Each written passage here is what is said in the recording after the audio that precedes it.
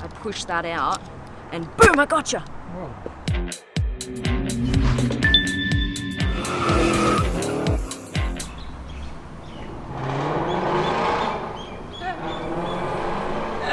I thought that was the Aston. Look what's coming. A little sis at the wheel. Oh my god, this is nice! Hey, this is my car. Oh. Don't touch Tessa. This is my little sister Kate, everyone. Oh. She's like, no, I'm gonna drive it. Yeah. Not you. What's up, guys? Welcome to the Supercar Blondie channel. We have this, the first ever Aston Martin SUV to show you.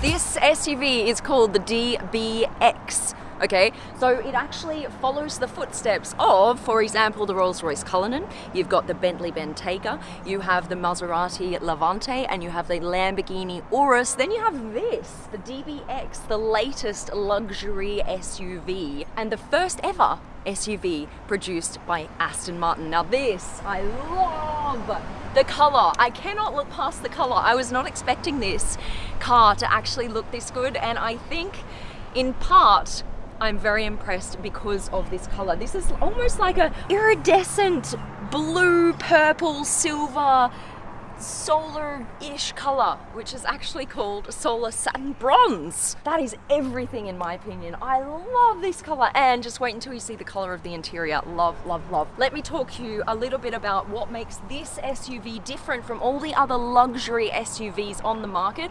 First of all, it matches my hair and my shoes, so we're good going so far. This is what I'm going to do from now on, just like dye my hair to the color of the car that I'm reviewing. Can we get that arranged? Can we get that? No. This is probably a standout feature design-wise as it goes all the way up like this. You'll notice that that's quite similar to the Vantage. It has that kind of whoop shape, that's what I call it. You've got the Aston Martin in big letters across the back, just so everyone behind you knows what you are driving. You've got the exhaust pipes here, so one on this side, one on this side. And what I like about this is it opens with gesture control, which I love. So this is a peek into the boot. There's nice space in here, and it's all very luxe. Nice leather here as well. Literally, this car is full of leather, you guys. I think that's probably one of its USPs, that it is just so super luxe. I'm loving these rims as well. You get 22-inch standard rims on the DBX. I've never seen this design detail on a rim before. I love this. This is gorgeous. You've got nice flush, is what they call in the industry, flush handles. So that means basically that they don't poke out from the car. They actually fold in nicely with the body of the car. You've got all the heat coming out from the tire area through here. And around the front, you guys, this is the first time you're seeing it, so come on around here so you can see it from my perspective. You've got this huge front grille, which always reminds me of a whale shark. The whale shark's mouth open for some weird reason. And what is so interesting is that the Aston Martin badge is bigger than they've ever put on an Aston Martin before. On every single Aston Martin model, the badge size is different. So this is actually an air vent, you guys, that goes straight into that wheel area to cool down the brakes. And around here, you've got the daytime running lights, which is quite nice. Here on the bonnet, you've got these kind of silver fins, which I have not seen before. I actually really like that. What do you guys think? Look-wise, it's not a very big SUV. It's quite compact. It looks quite sporty because you've got this line, kind of this curved line that comes down like this. It's not just a square that runs along the top and then cuts off here. You've got this beautiful kind of sporty line. This is the key, and look what you can do. If you press this button right here, watch what happens. Boom! That actually acts as a key holder. So I think that's really practical. I love that design. The other thing you can do with this is, if you press it down for longer, So James Bond, isn't it?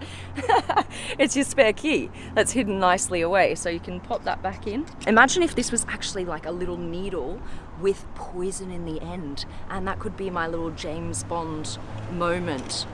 I push that out and boom, I gotcha. Whoa. Let's unlock her.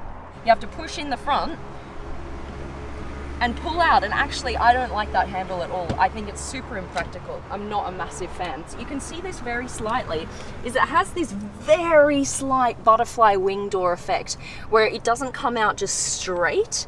It actually comes out with a bit of an incline, and that is on all Aston Martins. They actually curve upwards just slightly, and that is so that you don't kind of hit it on any kind of concrete barriers that you may have parked next to or whatever. So look how much of the door panel actually comes out when you open it. All of this comes out, and that wraps around the bottom of the car. You see this? The whole way down. The reason for that is when you open up, say you've been off-roading or whatever and you've got dirt here alongside the car, you open that and the dirt actually comes with the door, so that when you get in, all of this is clean, and so you're not scraping like mud on your jeans or whatever. So I really like that feature. I am in love with this interior. In love. It is so luxe, you guys.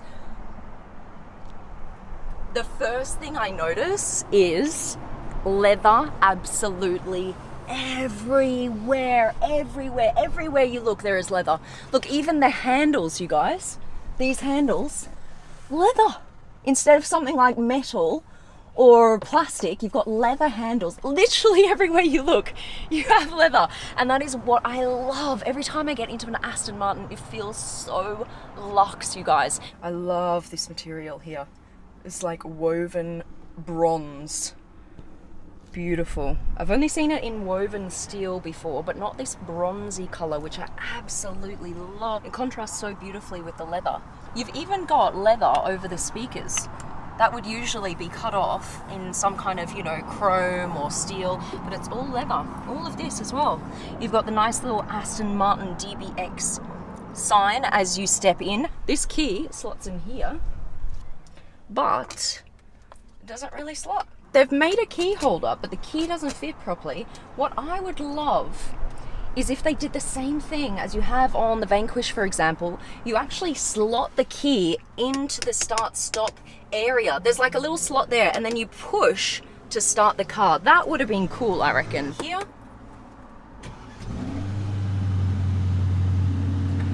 And what you can do is with this button right here, you can switch the modes, which is very important because it means that you can actually get the best sound out of it. So I'm going to switch it into Sports Plus.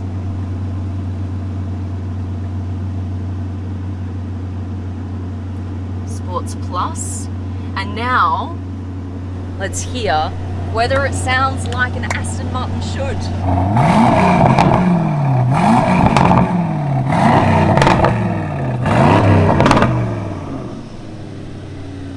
Sounds really, really good, doesn't it? It really sounds great. I can't wait to take this out and just test that, how much of a gurgle you get when you're actually driving. It's actually borrowed a 4-litre twin-turbo V8 from AMG. The other things that it's borrowed is all of this, like a screen and all of these buttons. This is kind of a Mercedes-Benz setup with this. And now what disappointed me was when I first came in here, I was going to touch the screen to do stuff, but it doesn't have touchscreen. It's got an old instrument panel where you kind of need to use this dial to do anything, which is, I think, very old school. And if you're going to pay this kind of money, I want at least a touch screen. Come look at where all of these drive, neutral, reverse and P buttons are. Look how far forward I need to reach to put it into drive. And what's interesting is you would put it into drive probably the most out of any of these, and it's the furthest away from you from the wheel. It's all the way over here. And the reason for that is because, of course, Aston Martin is made in the UK, so people would be sitting on this side to drive, so they've not reconfigured all of the buttons for the left-hand drive cars. One thing that I love is this right here. Look at this space. This is perfect for a handbag, and it's got a space here to put your phone. Another thing I love is this steering wheel. It's very sporty because it's quite compact. It's quite nice and neat and small. I really like that. And of course, it has leather on it. There is literally leather everywhere. It is crazy. Come on in. There is a massive sunroof, one panel of glass, and you get the best perspective from the back seat. There's no panel separating it here in the middle, and I love that. That is beautiful. Wow. The quality of the leather, the design detail here with the stitching, I think is beautiful. You've got this here in the middle for your back passengers, so you can put your drinks in here. What I also like is this right here. Seems like such a small detail, but I think this is just super sporty. The same with these. Come down like this. That's gorgeous. And you've got little pockets here for the backseat passengers. We just got a thumbs up from someone driving by. He's like, yeah, oh yeah, I love the SUV. Let's go for a drive.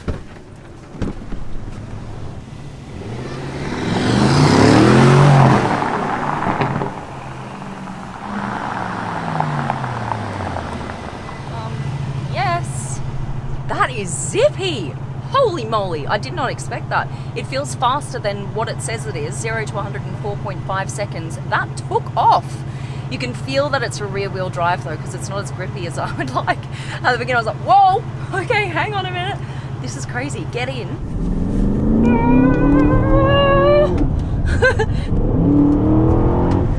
There is a slight lag, but really it's very minimal. I'm actually quite impressed. And you hear how it stays in the high revs for quite some time. I actually really like this drive. I'm enjoying this a lot. It produces 540 horsepower, not as much as the Lamborghini Urus, actually more than 100 horsepower less, but it is also less expensive. I'm just not sure about the look on the exterior. What I love about this car is how beautiful the interior is. You are literally in the lap of luxury. But on the exterior, I just don't think it shouts enough. Like, this is the world's first SUV from Aston Martin. Look at me.